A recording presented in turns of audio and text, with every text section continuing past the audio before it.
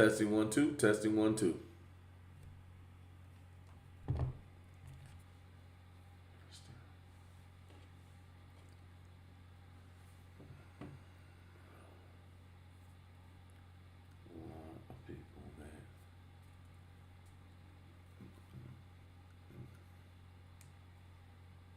Testing 1 2. Testing 1 2. All right, that's beautiful. What's up, everybody? It's your boy Supreme Decisions, and today I want to talk about something. Have you ever been denied the ability to file a motion by a court clerk? If so, you're not alone, and you have powerful remedies. Now, the reason why I came up with this is because I've noticed lately, and when I started doing this, I had a lot of issues where clerks would believe they could tell you how to file, when to file, where to file, what to file. Where in fact, the bottom line is a clerk's job is ministerial. They accept papers, they timestamp them, they enter them on the docket, and they route them. That's it. A clerk is not a judge and may not screen your filings for legal sufficiency. When a clerk refuses to accept a filing because they think it's not the right motion, not formatted perfectly, or won't win, that typically violates governing rules, and it crosses over into unauthorized practice of law and can burden your constitutional rights against the courts. Now, this is why you have remedy against them, because when they're giving you advice and telling you how you have to do this because they're not going to accept it, that's not their job. Telling you what they will and won't accept is a violation of your rights. And them doing that is overstepping. So whenever you have that happen, this is why you contact me. I mean, this is one of the things I've just spewed forever. I tell people, I don't care about the rest of that. Send me a name. Because I'm going to give you a story about one of mine. There was an issue that was going on in Richmond County, which is Augusta, Georgia. And the funny part about it was in the new courthouse, which is, I don't even think it's new anymore because it's over 10 years old. Anyway, what happened was I had filed or attempted to file a document because someone else had a court case coming up because I was helping them. In the midst of that, this young lady tells me, "Oh, I'm not filing your paperwork." I was like, yes, you are, because I'm not asking. I'm informing you this needs to be filed into that case. That's it. I don't even need copies. You can stamp all three of them if you like, but one is sufficient. She informed me she wasn't going to stamp it. Didn't argue with her. Got her first name. So I leave out, not making a big deal about it. I then contact not only her boss, which is a chief judge, I contact the city attorney for Richmond County at the time. When I get back to Atlanta, because I was living in College Park then, I get a phone call, which was literally, so I tried to file at like 1, 2 o'clock. So I made it back to Atlanta. It was probably about 4:30 when I walked in the house. I get a phone call. It's the city attorney. And he pretty much asked, he said, "Well, I'm reading your complaint, but explain to me what happened." I said, "Well, tomorrow morning, I will come back down to Augusta to file this federal lawsuit because this, that, and the third, and this young lady said she wasn't going to do something." And I said, this violates this statute in the Georgia Code, as well as the duties of a clerk, which is written inside the Richmond County Code. He goes, "Give me a minute. Do you still have the documents so you don't have to file this?" I said, "Yeah, I still have them in my hand." He says, "Give me a couple minutes. I'm going to call you back." So I want to say about 20 minutes go by. He calls. He goes, "Hey, text me an address." I was like, "For what?" He said, "Because I'm getting ready to send somebody to get you to have your documents filed." Now, at the time, I didn't understand what he was doing. I also thought it was stupid. But this is again part of the power of it. Because you often hear me say Latin rules the courts. And that's what moves everything going on. So in the midst of all of this that I'm going to say, you're going to hear me say a Latin word or a Latin phrase when I'm talking about this specifically. This is also what he was doing. He sent the young man to come get the documents from me. So he gets there about 6:30, 6:45, 7 o'clock. Still light out. Takes documents from me, takes off. I then let him know, hey, somebody came and got him, blah, blah, blah, blah, blah. He's like, all right, great. A couple hours later, I get a phone call. And he said, hey, my guy will be at your door in a few minutes. I'm like, in a few minutes? I'm like, dude, this is going to be like 12, 1 o'clock. Because, again, you got to get back to Augusta. And then you got to do what you got to do. And then he's coming back. So he actually got there right before 1 o'clock. That then let me know how powerful the accusation was. Because a clerk not only burdens the court, they put the city and state at jeopardy for their non-actionable or their non-action of simply doing their job. And to stop a filing, he sent someone to drive to Atlanta, back to Augusta, back to Atlanta, to go back to Augusta. So when he got there, I actually had food for him and a Red Bull. Because that, like I said, it opened my eyes to something. And in the midst of doing that, I put together a little form for everybody, a little cheat sheet. So a clerk can't do this. It doesn't matter the state, doesn't matter the city, doesn't matter. The judge said this. I don't care. It does not go along with law, because if a judge gives an order, it must be done by and signed and all this other good stuff. It must be in writing, because they have to take accountability for it, because you can hold the judge liable for them telling someone that they're doing something, but it has to be in writing. But understand this. When we're talking about the ministerial job versus the judicial functions, that's what I'm talking about.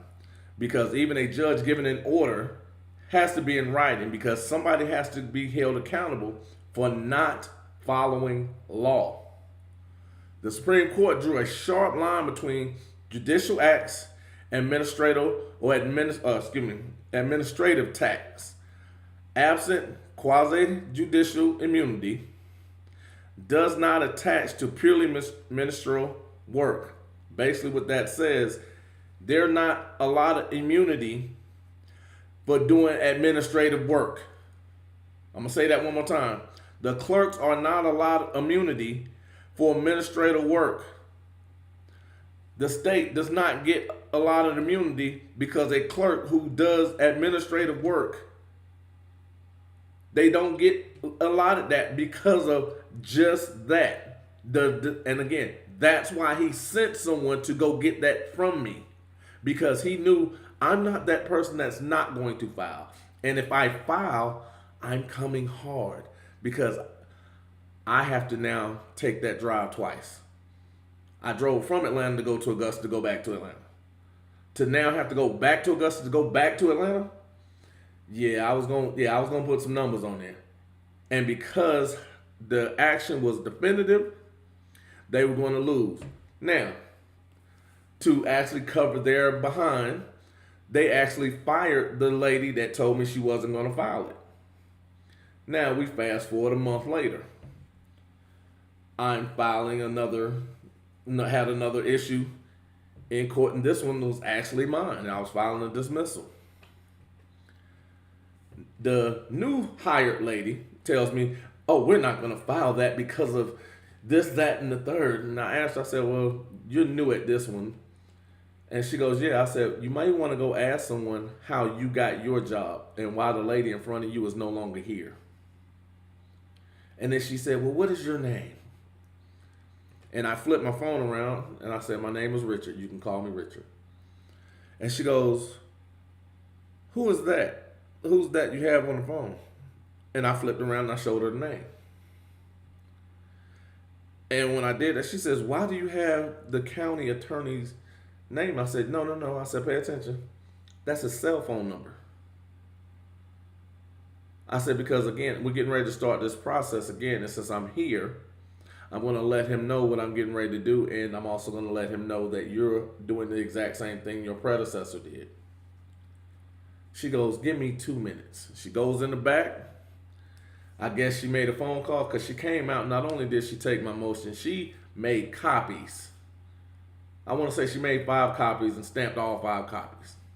"Is there anything else you would like?" I was like, "No, I appreciate your pleasantries." I said, "But just understand, you can't deny someone's filing because you do not have authority and you are not a judge. I don't care what he said to you. You have to follow law because you don't have immunity and the state will throw your ass under the bus." And that's exactly what happened to them. Now, when you're talking about this, the lack of immunity comes from Anton v. Bayer and Anderson in 1993. Court reporters performing ministerial tasks not entitled to absolute immunity. Because I've actually used this one too, because I'm going to come back to this. But I want you to pay attention to what just happened. Court reporters. You know, the stenographers that's sitting in there typing and clicking and clicking and clicking. They are not entitled immunity because they're performing administrative tasks. The clerk is not entitled immunity because they are performing administrative tasks. Distinguishing administrative from adjudicative functions. There came in Foster v. White, and it's a 1988 case. Administrative acts of judges are not judicial for immunity purposes. Now, hold on, I want you to see how it's getting caught up in here. Administrative acts of judges are not judicial for immunity purposes. Why am I throwing those in there? Because even a judge doing an administrative act does not have immunity, because there is a separation between a judicial function and an administrative function, which is why whenever we're talking about magistrates, they're in an administrative duty, not a judicial one, and they can also be sued and they can maintain liability. These are the things that I constantly talk about. You have remedies. You just have to know what they are and how to execute them properly. Because filing in an administrative duty, or is an administrative duty, a clerk's refusal is not a merits adjudication. Excuse me. Hold on, you know I got my AZ. So hold on, let me take a sip. I need to slow down a little bit because I got a little excited.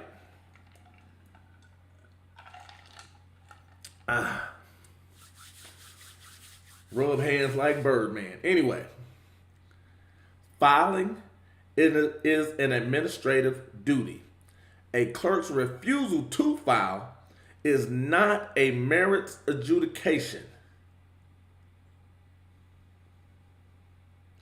A clerk's refusal to file is not a merits adjudication.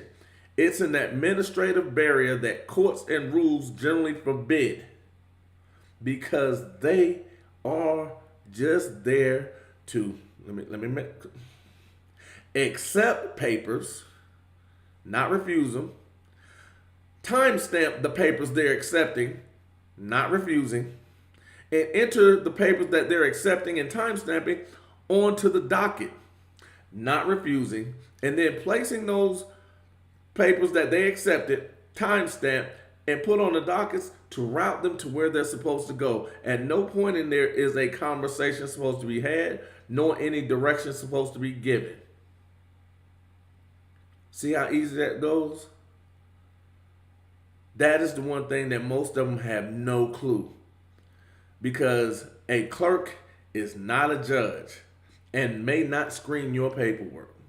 And their duty is their duty, period. Because their duty is filing. and their refusal to do a filing is an admission of not wanting to do their job. Period. Always understand that. Federal rules say, file, don't screen. Federal Rules of Civil Procedure 5D4 provides the clerk must not refuse a paper solely because it is not in the form prescribed by the rules or by a local rule. Let me clean that up a little bit for you. What that means is you can write a motion freehand. The clerk has to accept it. I'm going to say that one more time because they'll tell you, oh, well, this isn't formatted properly. What does that have to do with me? Your job is to accept, timestamp, put on the docket, and route. That has, why are you talking to me? See how none of that has to do with it? The clerk must not refuse to file a paper solely because it's not in the form or prescribed by the rules or by a local rule. Doesn't matter if a judge tells them not to accept it. I had a judge, it was funny as shit. When I did an omnibus motion. The judge immediately goes, I don't like omnibus motions. You don't file omnibus motions in my courtroom, and I'm going to strike down this motion. That's what he said. The response was, thank you, my honor. I'll just accept a signed copy of your decision at the conclusion of today's hearing. He goes, absolutely. He then turns around and looks at my opposing counsel and goes, we're not going to use this omnibus motion, but you're going to give him this, and you're going to give him that, and you're going to give him this, and you're going to give him that, and you got 10 days to do that, and you got 72 hours on this. He then filled it out on a sheet of paper, signed it, to go out there and get the clerk to stamp it.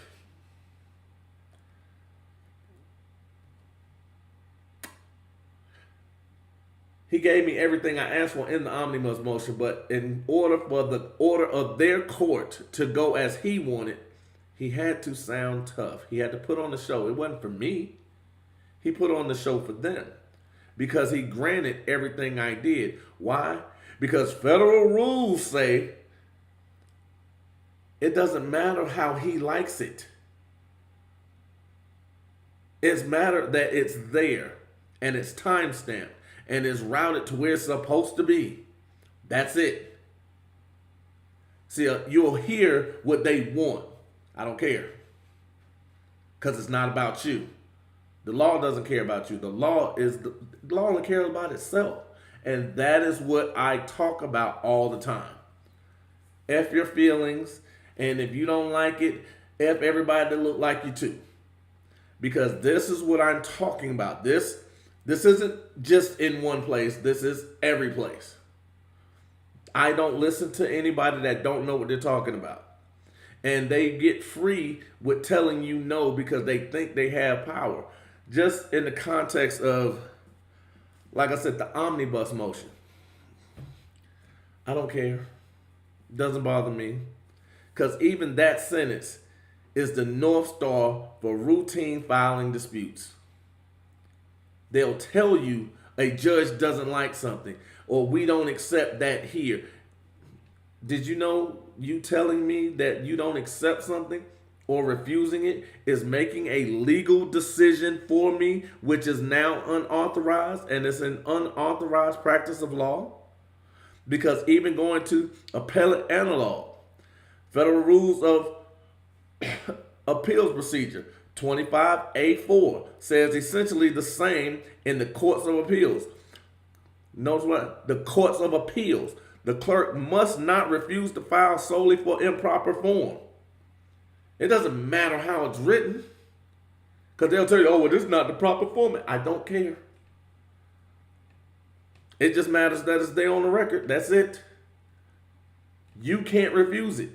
You can't make a decision. Not your choice. And anyone that does think that, I got something for you. And most states have comparable rules or administrative orders. Yes and yes. Every state has rules. Every state has organic code that coincides with what they're supposed to do. Because every state's organic code must match federal, or it does not have any effect. If there's not a federal code that coincides with a state code, it has no effect. It is void for vagueness. This is law. This is not something that I'm making up. I'm telling you what it look if you don't trust me, which is cool. I don't mind. I'm still going to be ugly sitting over here. I'm still going to be fat sitting over here. It still ain't going to change nothing that I'm telling you. All of this is done for one reason and one reason only, and it's because your benefit. Because you are the protected asset. And I'm going to go some because I was watching a bunch of dumb videos today. You are the prize. If you was wondering who was the prize, you the prize. Not the clerk. The clerk just, hold on, I'm going to back up. The clerk just accepts paper, timestamps them, enters them on the docket, and routes them to where they're supposed to go. The clerk does not make any rules. The Federal Rules of Civil Procedure says a clerk must not refuse to file. Federal Rules of Appellacy, a clerk must not refuse to file. Because what's the clerk's job? To file. Always understand that. The consistent policy is file now, cure later. The policy is file now, cure later. The court can strike or order refiling or require corrections, but the clerk should docket the paper because the judge is the one who makes that decision. And oftentimes, I see it more common than not, when a pro se litigant is going into federal court, they may leave off one or two things, they may misword one or two things, and the judge will say, you know what? Go and amend your complaint and use this as a guide. Give them a package so you can use that as a guide, because most people think that's a fill in the blank. No, it's a guide. You don't just fill in the blank because you have a form. That form is a guide. That's it. And that's where a lot of people get caught up at. Oh, I don't have enough room. Then you do it and you type it. You do something else. You create you solve the problem that you're having. But guess what? They still have to accept it regardless. Because the clerk cannot refuse your filing. Now, access to the court is the reason the clerk cannot refuse your filing. It has constitutional backing. The right to access court prevents officials from blocking filings. The Supreme Court has said this repeatedly. Ex parte Hull. Officials may not abridge prisoners' right to apply to courts. Officers cannot screen legal papers or access them can be obstructed. I want y'all to hit this. Is for your people in jail. Officials may not abridge prisoners' right to apply to courts. Hold on, I want you to catch this last piece because this is for them. That's for you, all my homies on lockdown. The Supreme Court said officers cannot screen legal papers. Understand that when you're having a correspondence. It cannot. That's why when they get them documents, they long and all that. It's stamped on the front, legal documents. If you were in jail and your mail is open and on the front is stamped legal documents, you have a file against the prison that you're in. Because I'm going to give you one too, because while I was locked up in DeKalb County, they did that to me one time. And I politely told him, and I told the warden, I told him, I said, yeah, you do realize when I get out of here, we're we're going to dance, right? You do realize when I leave here, you and I going to have another conversation. At first, he didn't understand what, he was like, did you threaten me? I said, no, we're going to federal court, bro. He asked why. And I showed him my envelope. I hadn't even looked at it yet. I said, it's got a law firm on the cover. He goes, it didn't say legal. You right. I said, we'll see if a judge agree with that. Every other piece of mail I got after that, the warden brought to me personally, unopened. All my mail after that conversation was brought directly to me in my cell by the warden. Then I was charged with RICO, so it didn't matter after that. So I had other stuff to do. But understanding the access and understanding that they can't go through your legal paperwork gives you a standing even in prison. Now, Bounds v. Smith, 77. State must afford prisoners meaningful access. Access to courts is fundamental. That's exactly why a clerk cannot block you from the court. They're not even gatekeepers. They are the key. The clerks are the key to court. And if they're telling you the key is not turning, that means they don't have a job. And if they're refusing to do their job, go ahead and accept their resignation. Because now when you do, because I actually like this, because this is where it gets fun for me. Because when you accept, what's the line I told my buddy? I said, I don't interrupt my enemies when they're taking themselves out. You don't want to do your job, I'm not going to force you. God willing, we need somebody else in that spot. So I'm not going to feel bad because you didn't want to do your job and I help you get removed from your job because you didn't want to do it anyway. So there's no need for you to be upset because you made a conscious choice not to do your job. And that's the way I look at it.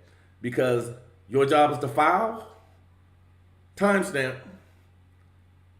I'm not going to do that. Anyway, Christopher V. Harbury, 2022. Explaining forward-looking and backward-looking access claim and required pleading. Those are elements of an access claim. Forward-looking and backward-looking. Now, I want to give you that one more time so you can understand those contexts because I'm not going into them right now. Christopher V. Harbury, Harbury, and it's a 2002 case or 2002 case.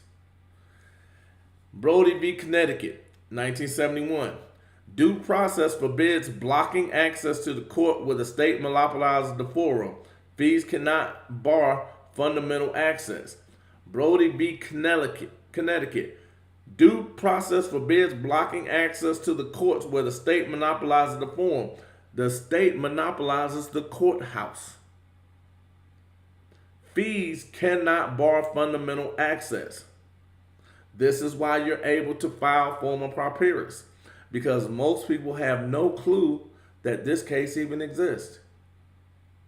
And most people have no clue how to weaponize that one case. And MLB v. SLJ, 1996. Indigent parents cannot be denied appellate review by fees in TPR cases. Access where fundamental interests are at stake. Now, fees can't stop me. The clerk can't stop me because access is ingrained in the Constitution. These are the things that I'm teaching you. Now, these decisions collectively underscore the government actors, clerks included. They cannot place unlawful barriers at the courthouse door. Refusal to accept filings also implicate the First Amendment petition clause and due process. See, did you start hearing how we're now getting into why I was talking about the federal lawsuits? Because of the clerk? Why the threat that I made or the statement I made to the state attorney started to carry so much weight? Because he understood I do this at a different level. I'm not just writing something. I'm not telling you I'm going to sue you and not sue you. This is what I'm talking about because I probably gave you at least 2 cases today you haven't heard of. I'm telling you what's in them and how to use them, and you probably never looked at them. And if you did, you may not understand how it affects you. And this is okay because now you're understanding we're going deeper into this thing. Because something as simple, because just like when I talked about the Burlington, it was a simple act, it was over in 2 minutes. But that simplicity sparked something that was illegal because they didn't even understand this and it carried on. This action, what would you call that? Unattacked, no discipline. There you go. If you left it without any discipline, they would continue doing it. Without reprimand, there we go. I think that's a better word. Without reprimand, they would still continue doing this. This is why, even though it's simple, don't worry about it. Walk out. Say what you got to say, get on. Now, go ahead and take the head off. Put them in the chokehold, put them to sleep, and do what I was talking about yesterday. You take them out in the deep water and let them discover who they are before you drown them. Because this is ingrained in the Constitution. You are the prize. And them denying you something is detrimental because your liberty in most cases is at stake. Or there's an economic barrier that's put in place against you. This is why these cases start to make sense and become more potent, become more weaponized as you learn how to use it. Because this is like going to the gun range. You don't have a gun and shoot it just to be emptying no, you're trying to become better at shooting it. You're trying to understand what it is that's necessary for you to do what it is to protect yourself. Now, refusal to accept filings also implicates the First Amendment petition clause and due process. Borough of Durya v. Guyana in 2011, petitioning the government, including the courts, is protected. Through the petition clause, it protects court access, and that is the First Amendment. And here's the next part. I guarantee you a lot of people had no idea that the First Amendment has a petition clause in it for you to be protected at the courts. Because weaponizing all of this is the whole point in doing this. The UPL framing and ethics, when a clerk tells a filer, you can't file this motion for whatever reason, or use a different cause of action, or this argument is legally wrong, they are steering legal strategy. That's legal advice. ABA Model Rule 5.5 bars the unauthorized practice of law and assisting others in UPL. Unpracticed law. Unlicensed practice of law. Rule 5.3 requires lawyer supervisors to ensure non-lawyer staff, including court officers, when supervised by attorneys, act consistently with professional obligations, while ABA rules govern lawyers, not court employees per se. Many states codify unlicensed practice of law prohibition applicable to non-lawyers. A clerk legal judgment-based refusal can look like unlicensed practice of law. And I'm going to give you one too, because literally yesterday, I wrote one. And I guarantee the clerk had no clue. Because yesterday afternoon, it happened early yesterday morning. The file was sent, or the complaint was sent early yesterday afternoon.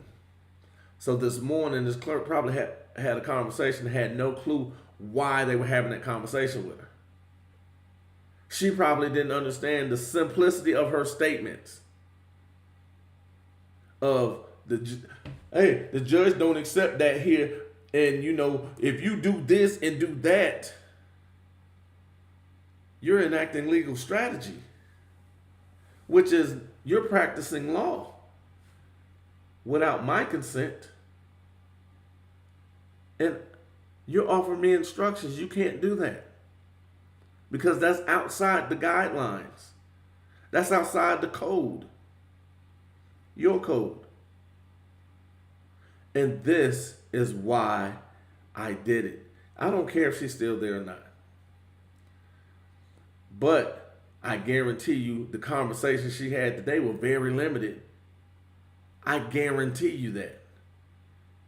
Because most people act and claim they know law and they know nothing.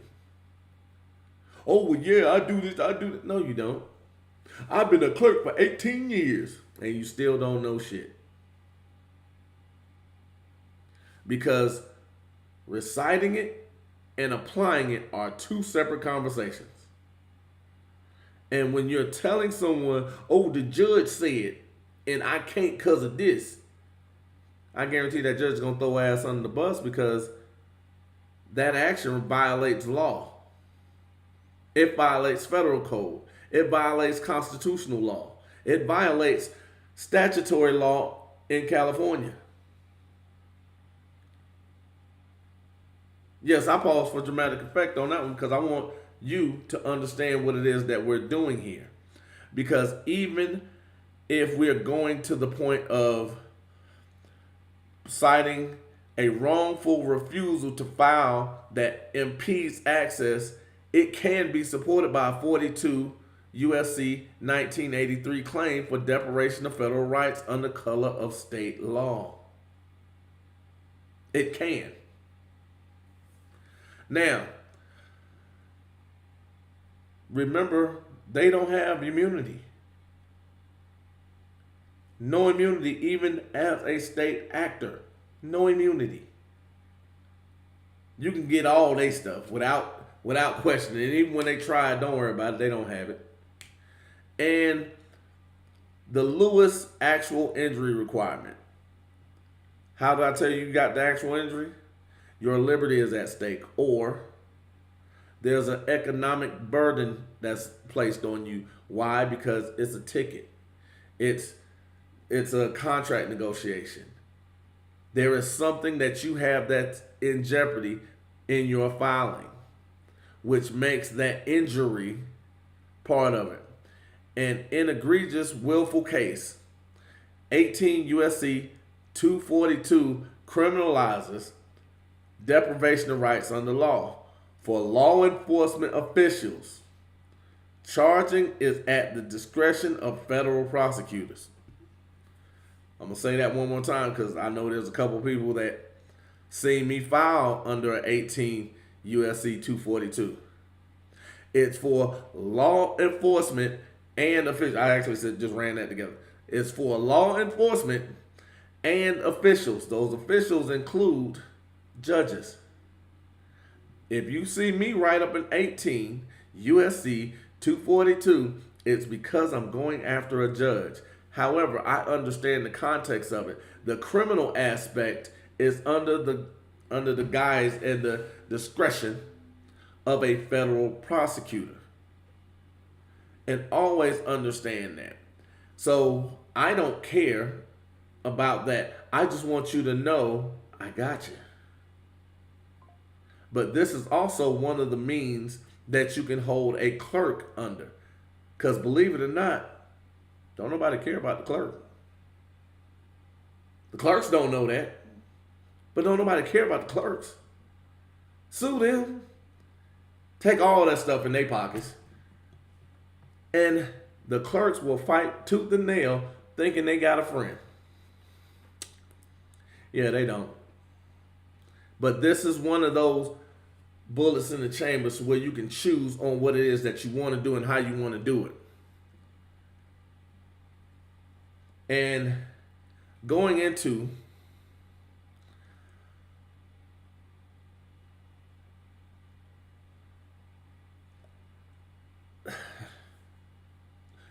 going into the actual ideas of immunity, one of the tracks that they will attempt to use against you to get out of the lawsuit will be to invoke immunity.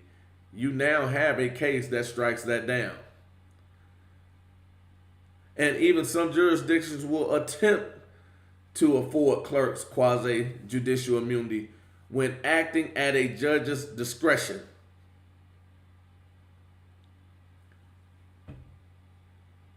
What did I say breaks that immunity? When they're doing an administrative job. What's administrative job? Accepting the filing. That's why you have to stay focused. It doesn't matter what they invoke. It just matters what the duty is. I'm going to say that one more time. They're going to attempt to invoke immunity. The thing that gets rid of the immunity is them doing an administrative job. What is an administrative job? Accepting a file, time stamping it, putting it on the docket, and then routing it. That is administrative. Anything else is not a clerk's job. See how easy the immunity would be? Because the immunity isn't blanketed. The immunity isn't absolute.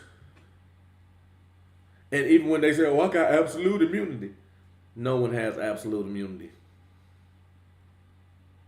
It's just most people won't go after it because they'll take what they hear here and put it in their heart as if it's the gospel and it's true. When in fact it's in a book that most people tell you not to look in because they want you attached to a screen and they want you to accept what's being told to you instead of being what's shown to you. Now, you know what? I got too deep right there. Let me go and get back to this because y'all not ready for that. Y'all ain't ready for Supreme to go on and go deep. But anyway, what we getting ready to finish with this is what, even in the immunity cases, but they're not for independent ministerial refusals contrary to clear rules. Anton underscores the limit. Now, a lot of people use writs of mandamus. They use them wrong. And also understand the context of the duties of a clerk. If a clerk won't accept a filing, courts can compel the ministerial act through mandamus. The courts can compel through mandamus. In federal court, the All Writs Act,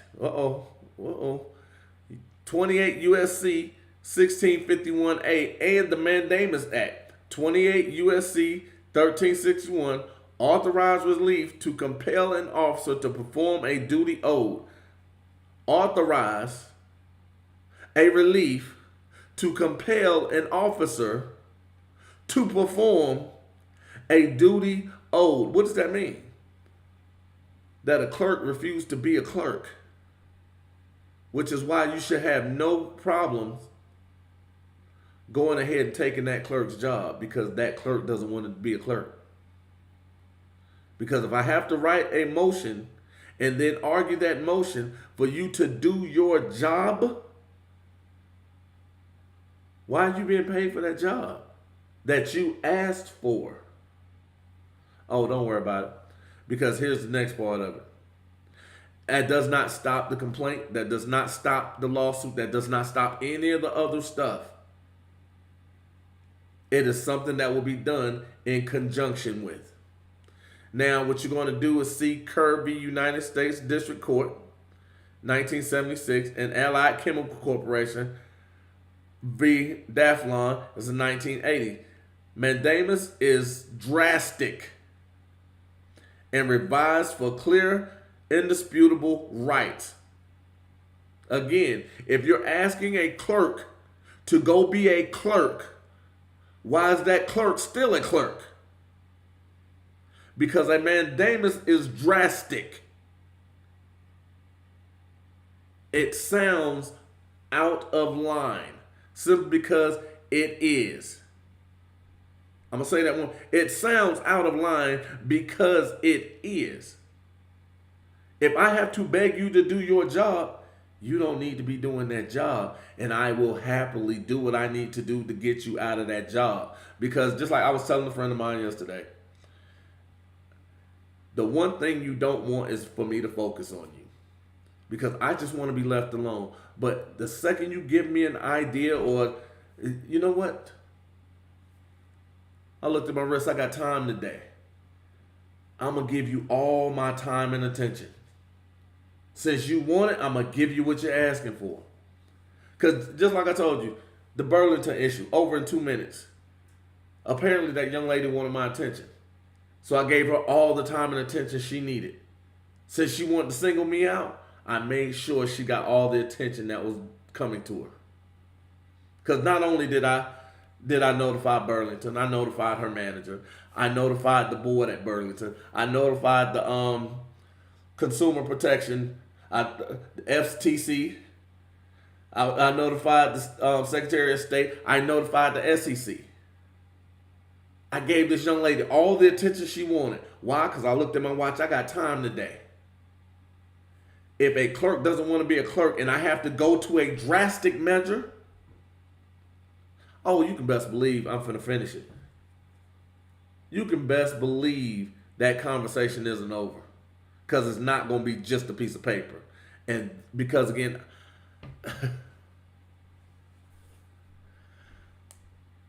I want you to understand that chokehold is for real.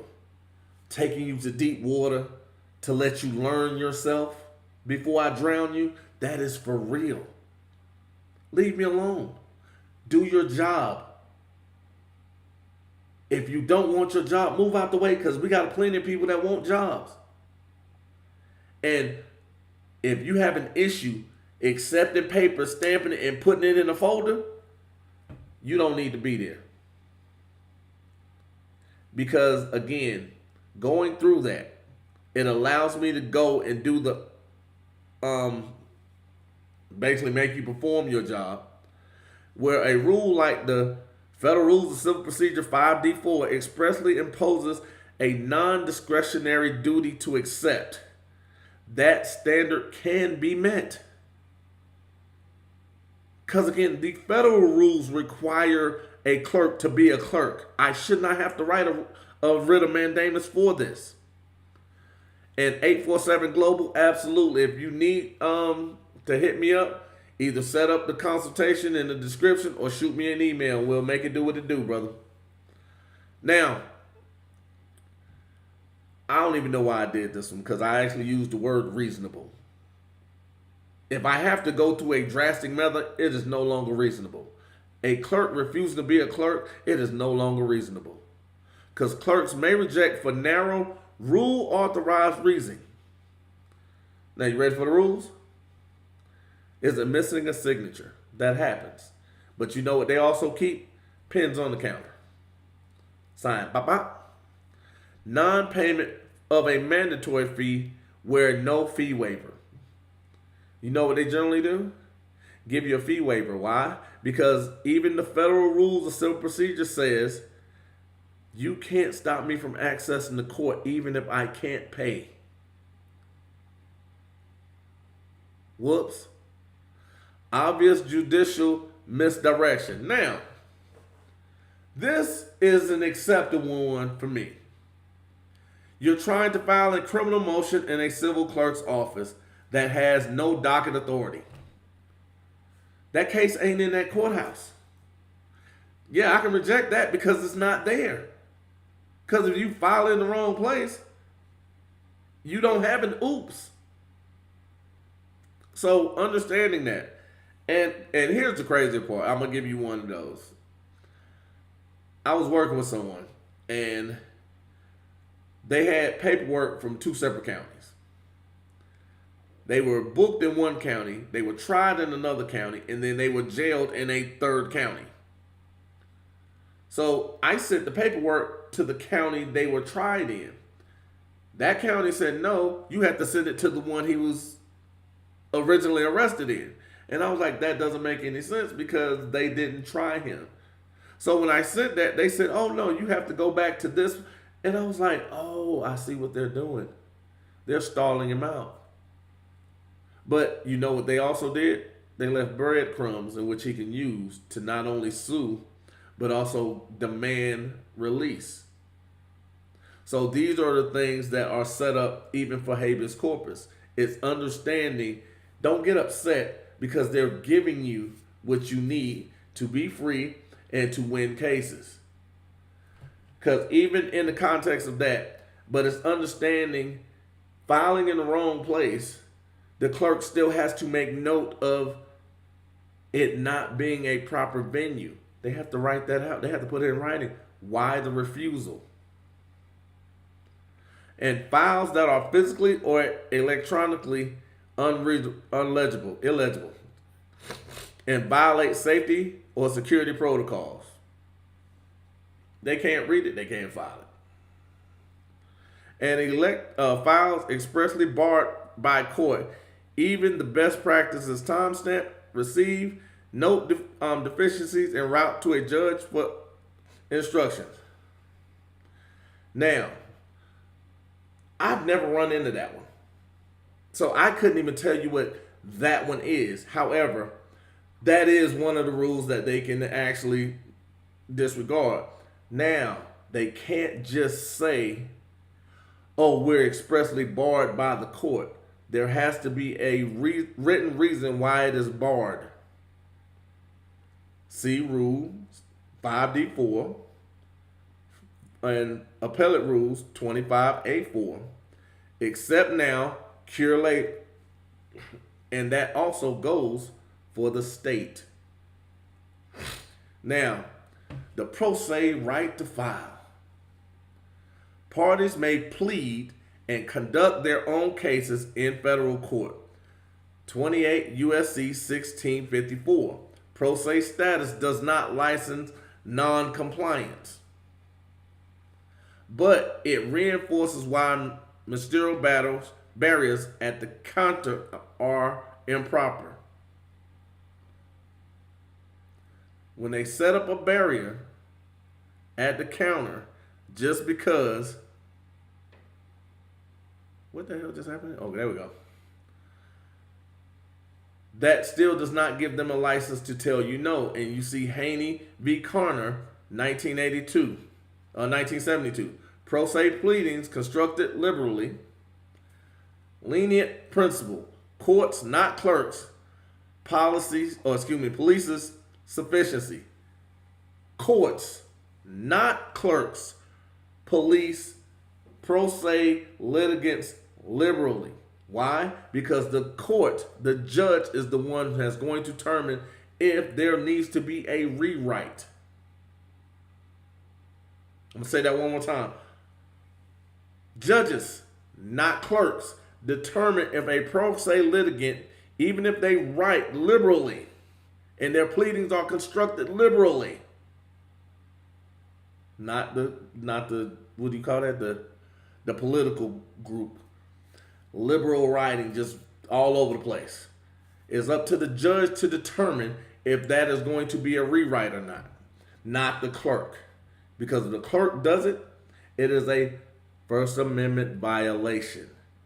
It is a violation for the access to courts. It is a violation of the pleadings clause. Understand that.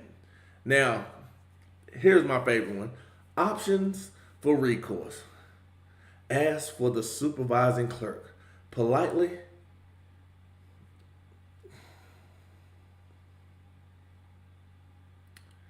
I actually wrote something down here. I don't use that. I just tell them, thank you. I need to see you supervisor. Now, I wrote, I respect your role. And I'm not doing that politically correct mess. Anyway, ask to see supervisor.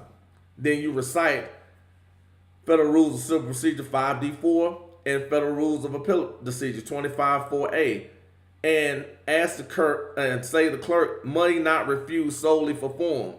Please cite the specific rule that authorizes refusal. and it has to be in writing. And note, the refusal itself has to be valid, because now whoever signed it is going to be the one that's held liable. But guess what the clerk still has to do? Stamp it and file it. And now because I'm getting ready to get to the good stuff now. They're going to have to stamp it received. They're going to have to time stamp it with a deficiency notation. I'm going to say that one more time. They're going to have to still time stamp it by received, and they're going to have to note it. Why it's defective. Now, please time stamp received and note any deficiencies for the judge's consideration. Why? Because the judge makes the determination, not the clerk. And if they continue to refuse, just take note. Take a time. Look at your watch. You got time today. That's why if you're having an issue and I'm helping you, you go ahead and text your boy so I can look at my watch and we got time. Oh, you were standing in front of the clerk at this time and the clerk refused at this time. So I'm going to give him a 15-minute window. And then I'm going to go to work. Because again, I'm showing you all the means of why what they're doing is illegal. Now, what you want to do is the immediate motion practice. Motion to accept filing, nuco pro tuce. Remember I told you at the beginning that there was a Latin thing that moves the court. It's a Latin phrase that moves the court. It's a motion to direct the clerk to file. It's a motion to accept filing, nuco pro tuce. That is why he had that young man drive to Atlanta, get the motions from me, take them back to Augusta, get them time stamped, get copies, take them back to me in Atlanta, and drive home, because he didn't want the city to get sued.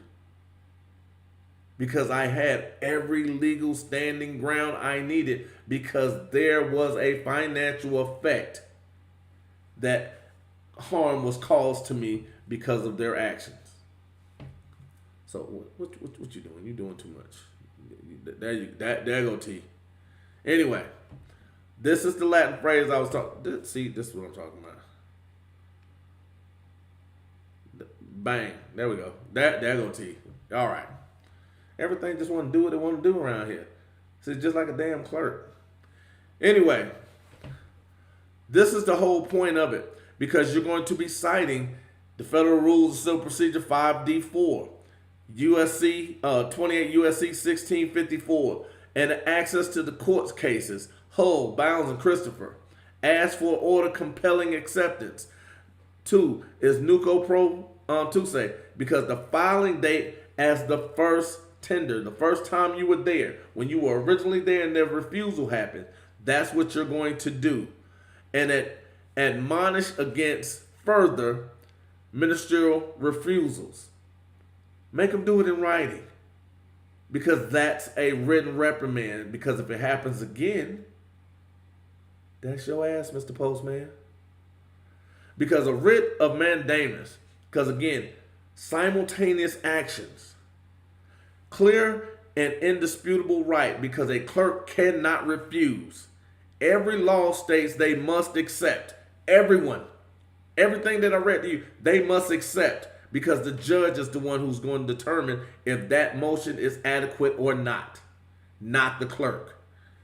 Now, Kerr, Allied, and 28 USC 1361 and 1651A. Ask for expedited release due to jurisdictional limitations, risks tied to a filing date. Because a lot of times we got a timeline on that file. Notify the court leadership. What I do? I notified 7 people yesterday. Boop, boop, here you go. Drop it on them. Bye. I was a no-limit soldier for a little bit, because I wanted to make sure you understood I'm not playing this. This ain't a game to me. But if you want to play, I play it at a high level, and I'm ready. I don't need a whole bunch to set me off. I just need an opportunity. And again, I looked at my watch. I got time today. Oh, you're not gonna do your job? Cool. Don't worry about it. Thank you. I appreciate you. And how a young lady I used to get so sick of this. Had a young lady that worked for me. Her name was Kim. Every time something happened, she'd go, "I love that for you." So yesterday, when the clerk decided they didn't want to do the file, "I love that for you because you're getting ready to spend some time at the house. Because I'm coming. Because that's your ass, Mr. Postman. Because at the end of the day, there is nothing that allows a clerk to refuse a filing that's on merit. Yes, I pause for dramatic effect because I want you to understand just exactly how we're going to do this. Now, the next part of this is one, you're going to send a copy to the chief judge as well as the head of the clerks. There's always one. They don't care. But anyway, that's where part of the effect comes. When you start making the paper trail, that's where it comes in. But here's an interesting part. Now, I very rarely do e-filings. There's an e-filing rejections. What you can do is capture it or a screenshot of however you want to do it. And because like some people do it with their phones, some people just do it on their computers. But you can screenshot the rejection, make sure the timestamp is covered, and then remit it with a cover letter citing the Federal Rules of Civil Procedure and requesting the docking Nuncia Pro Tusi. If the portal block again is still doing it, file a motion to accept attaching the rejection notice, because that's where the screenshot goes. Because your timestamp is that screenshot. Because once it's dropped over and accepted, or someone places hands on it, even electronically, it is deemed filed. That's right, because you are more powerful than you think you are, because you are the prize. Now, if you suffer demonstrative injury, missed deadline, dismissal, consider a 1983 access claim, subject to immunities. Now, again, the actual injury under the Christopher pleading, that also goes into the context of the financial aspects as well as the anxieties and different things of that nature, because those are physical. Because the reserves 1982, 18 USC 242 for reference to reporting egregious willful conduct to the appropriate chain of command, and charging is discretionary. Now, ethics and unlicensed reports, because again, this was also added to the complaint for the clerk on yesterday. If a staff attorney in the clerk's office directed the refusal based on legal judgment, note ABA Model Rules 5.5, 8.4D, and 5.3 in any complaint to the court's administrator. Now, hold on for 1 second.